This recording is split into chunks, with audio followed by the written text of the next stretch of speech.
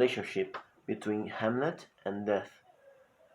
William Shakespeare, in writing his masterpiece, Hamlet, had as his source legends or plays already created in previous centuries. And Shakespeare wanted to convey his thoughts through his work in this play in which drama and tragedy go hand in hand. But what I will try to explain here is more than an obvious link between Hamlet and the topic of the death. For as I have already said, death is the basis of this masterpiece, as it manages to relate other themes such as betrayal, the supernatural, and even love to what happens post-mortem. In the first act, in the scene 1, we can already see the supernatural acting as the thin wall between life and death.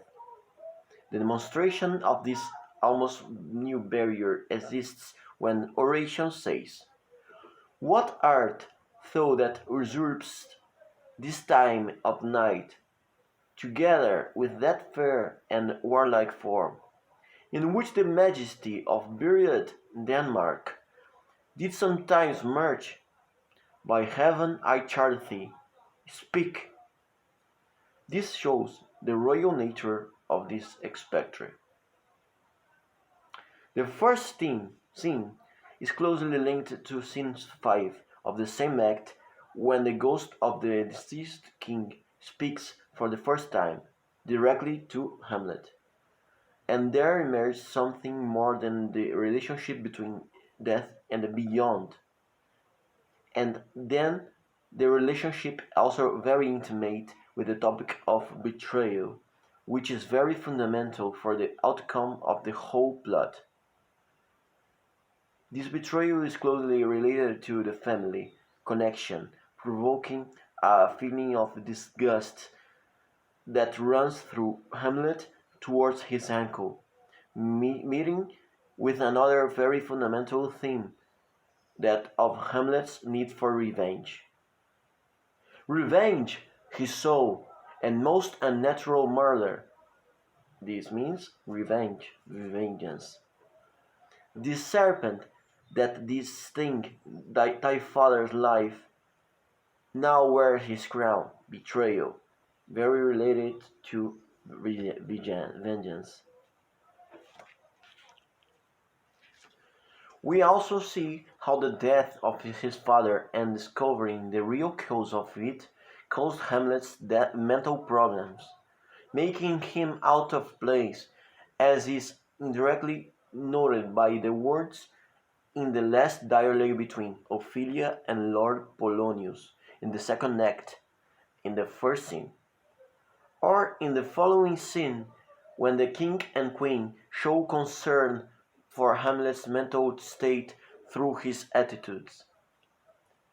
Yet this, evident throughout the play, showing us that Shakespeare was way ahead of his time in dealing with the psychological effects of family loss.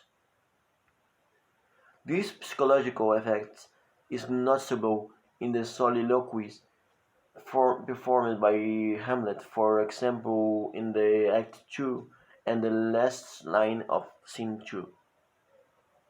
Another soliloquy, perhaps the most important of whole play, is the one that is present in the third act, in its first scene, when there is even an internal questioning of his existence, an existence crisis, or the very existence of the human being.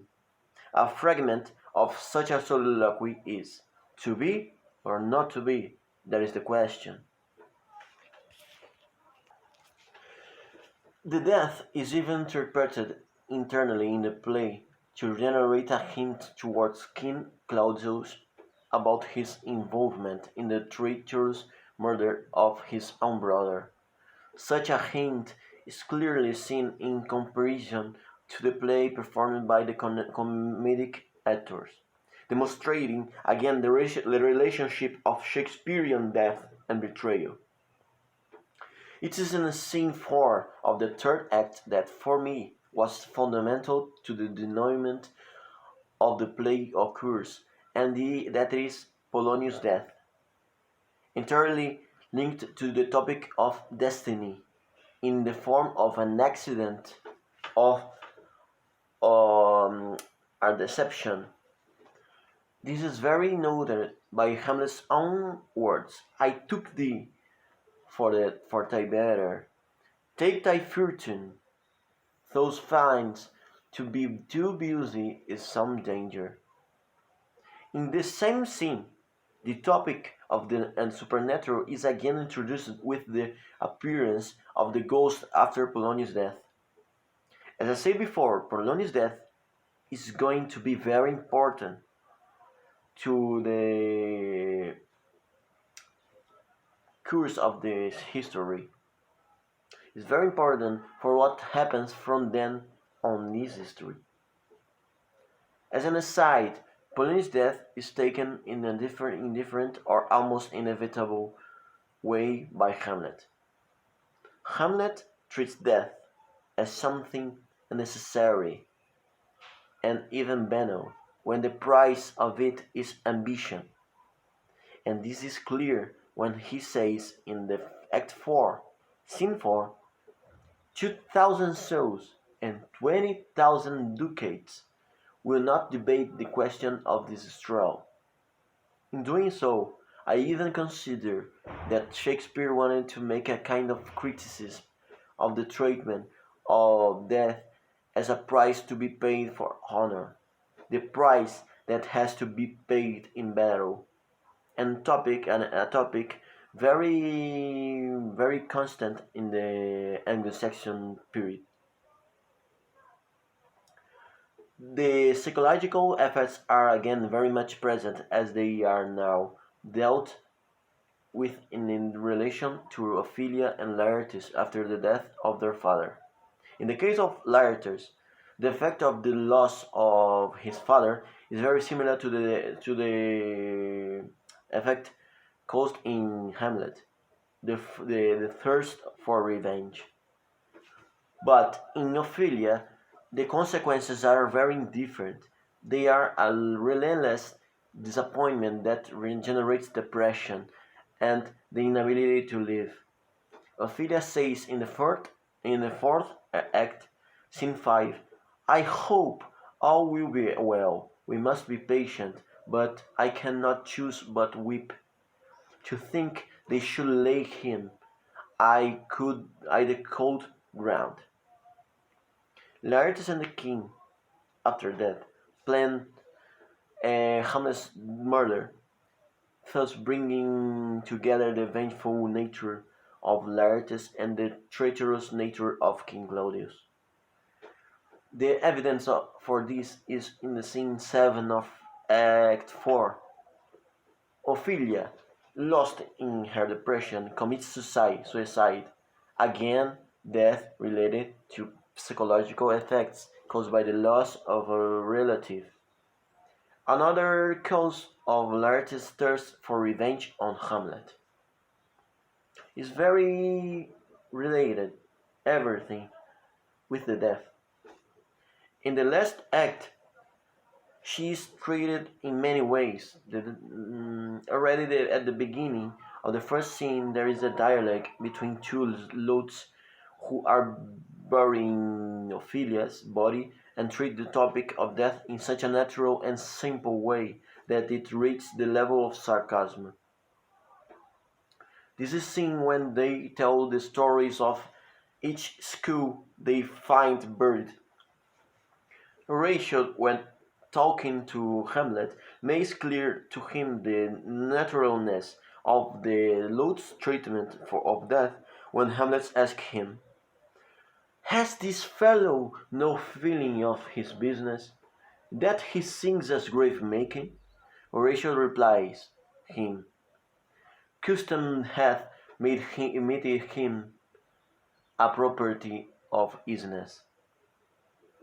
In the same scene, Hamlet treats death in a more respectful way and says, that skull had a tongue on it, and could sing once. And the final act, we can see a final tragedy emerge as the spectacle of death, which defines the essence of Shakespeare's entire play. When in the fencing duel between Laertes and Hamlet, the accumulation of all the cliches related to death, such as betrayal, arises as King Claudius poisons Laertes' weapon to cause Hamlet's death. Deception, as when Queen Gertrudis accidentally drinks the poisonous cup, generating the anger and thirst for revenge that caused Hamlet to kill the king. Laertes dies, knowing that justice has been done in all its splendor. Hamlet leaves his last statement, making it clear that the last words are very important for a Shakespearean piece of work. But at the end of the whole play, we see the somewhat sarcastic association of death with war honor, when the ambassador speaks of the death of Rosencrantz and Guildenstern, and Fortinbras himself, when he refers to the Hamlet's death as the death of a warrior who fought until the end, led for Captain's beer Hamlet like a soldier to the stage, for he was likely, had he been Ponton. With all this, I come to a very clear conclusion that death is the essence of art. Not only Shakespeare's art, but it's the essence of tragedy up to the present day. Hamlet, in her in his words, formed a basis related to death and surrounded it with other topics, or as a cause of or consequence of it. Death is the true essence of Hamlet, not betrayal or revenge, but death. Well, I hope you enjoyed it, and that is clear to you when I mean to convey when I relate death to this masterpiece of British language. Thank you.